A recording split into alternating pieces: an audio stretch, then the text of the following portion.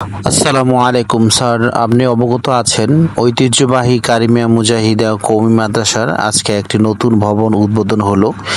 যেই ভবনটির নামকরণ করা হয়েছে আল্লামা সৈয়দ মোহাম্মদ ফজলুল করিম রহমতুল্লাহি আলাই। আমরা জানি এই ভবনটি যিনি দাতা তিনি হচ্ছে অত্র মাদ্রাসার উন্নয়ন কমিটির সভাপতি এবং সোনারগাঁয়ের কৃতি সন্তান, সকলের সুপরিচিত ব্যক্তি জনাব মোহাম্মদ মাসুম রানা ভাই। আমরা এর পাশাপাশি আরেকটি নাম আমরা মাসুম ভাইয়ের কাছে জানতে পারলাম যে সালাম গ্রুপের জনাব মোহাম্মদ নাসির ভাই।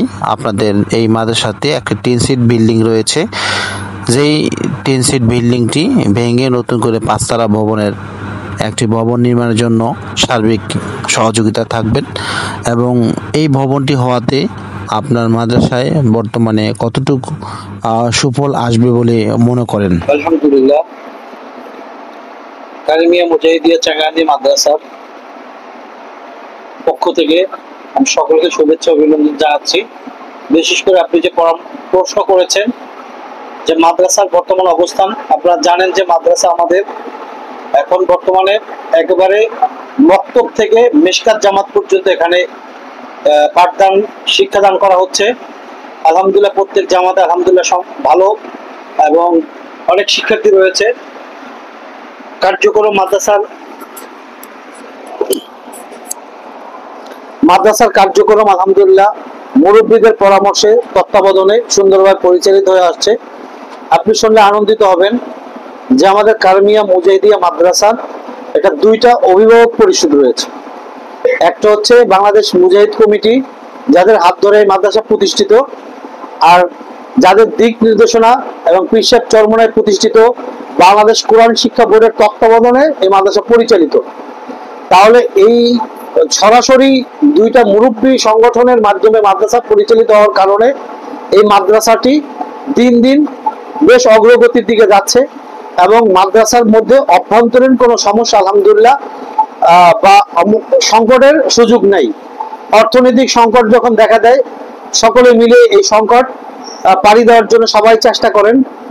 এরই পাশাপাশি আল্লাহর খাস রহমত হিসেবে আমাদের এলাকার কৃতি সন্তান মাসুম রানা ভাই তিনি মাদ্রাসার সাথে সম্পৃক্ত হয়েছেন এবং মাদ্রাসার জন্য তিনি সর্বোচ্চ কোরবানির নজরানা পেশ করেছেন। আপনারা জানবেন যে মসজিদের নিচতলা ভবন করার পিছনে তার অনেক হিউজ পরিমাণ টাকা ব্যয় হয়েছে।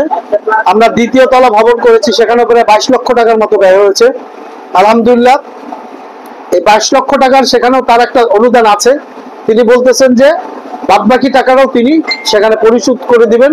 যে দ্বিতীয় তলা মসজিদের এই ভবন নির্মাণ খরচ এবং যাবতীয় যে খরচটা রয়েছে সে খরচটাও তিনি মসজিদে দিবেন, এটা অলরেডি তিনি ঘোষণা দিয়েছেন এবং সেখান থেকে কিছু টাকা অলরেডি মাদ্রাসা তিনি দিচ্ছেন। আর পাশাপাশি আজকের 4 তলা ভবনের যে ঢালাইটা হলো, এরপরে পাশে টিন সেট ভবন, সেটাও আলহামদুলিল্লাহ সুন্দরভাবে আমাদের আজকের যেভাবে আলোচনা হয়েছে আমরা একটা আশার আলো দেখতে পাচ্ছি। তা এখানে সর্বোপরি কথা হচ্ছে যে যারা এই প্রতিষ্ঠান শুরু থেকে করেছিল অবশ্যই তাদের ইখলাসের বদৌলতে আজকের দিন দিন এরকম উন্নতি অগ্রগতির দিকে যাচ্ছে ইনশাল্লাহ। এখন যারা আছেন, এখন যদি আমরা সবাই আরো ইখলাস নিয়ে কাজ করতে পারি, আল্লাহ রাব্বুল আলামিন এই মাদ্রাসা যে কোন পর্যায়ে পৌঁছাবেন আমরা সেটা কল্পনা হয়তো বা করতে পারছি না। আলহামদুলিল্লাহ, আসলে সালাম গ্রুপের নাসির ভাই উনি মাসুম ভাইয়ের ব্যবসায়িক পার্টনার, ওনারা একসাথে ব্যবসা বাণিজ্য করেন। মাসুম ভাইয়ের কাছ থেকে কি ওনার কথা শোনা, কিন্তু আমরা এখন পর্যন্ত ওনাকে দাওয়াত করে মাদ্রাসা আনতে পারিনি। আমাদের টার্গেট আছে যে মাদ্রাসার একটা বৃহৎ আকার আমরা সংবর্ধনা অনুষ্ঠান করব, আমরা কয়েক হাজার মানুষ সেখানে আসবে এবং সেখানে আমরা সালাম গ্রুপের নাসির ভাইকে দাওয়াত করব। আশা করি তিনি আসবেন এবং তার যে সুনাম সুখ্যাতি শুনছি এটা আমরা বাস্তবে দেখতে পাবো ইনশাআল্লাহ।